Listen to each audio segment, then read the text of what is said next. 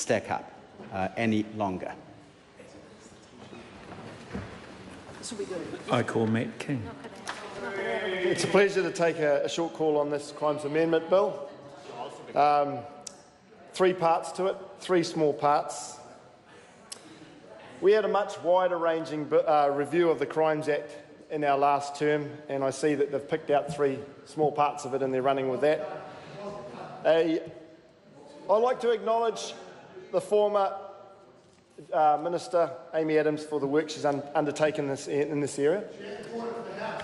And the fact of the matter is, let me speak, the fact of the matter is, we could have included this opposition, this coalition government could have included it in last year's statutes amendment bill if it had been that urgent, and I'm not belittling it because it is important.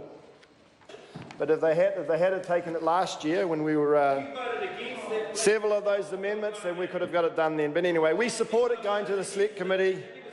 We support the input from the public, and we hope during the Select Committee stage there'll be a wider range of amendments included into it. Now let's talk about blasphemous libel. And it's last century's legislation, and it's outdated and it's archaic. I'm glad to hear there hasn't been a prosecution since 1922. I've never arrested anyone for it in the time that I was in the police. I'm happy. I understand that it conflicts with the Bill of Rights as well. In fact, I didn't even know that it was in the law, and so I'm glad. Well, I knew it had been in the law, but I thought that it had been repealed years ago. So I'm glad that it's being repealed now, and I see that the churches do support it. Now, what's more important is the year and a day rule. Now, that doesn't stack up for a number of reasons. Most other countries have repealed it. Let me finish. The idea that an offender can't be held criminally liable for the death of someone if they live beyond a year and a day is to me is a crazy. It's just not right. And the CTV building is case in point. And in terms of the law around the protection of spouses and civil union partners in the terms of accessory after the fact, again, that's yesterday's legislation and needs to be updated. It defies logic why it was ever the law. But in reality, these are classic examples of government filler bills, filibustering legislation.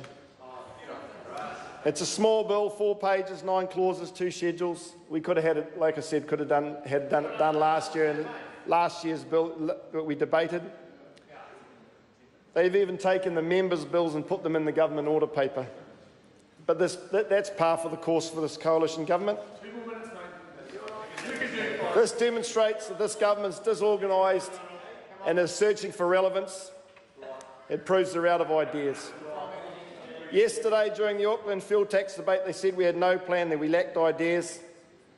Their answer was it was another tax. If that's the government's plan to solve everything, no thank you. I commend this bill to the House. Mr. Speaker. Order. Order. I call Angie Warren-Clark. Thank you, Mr. Speaker. I am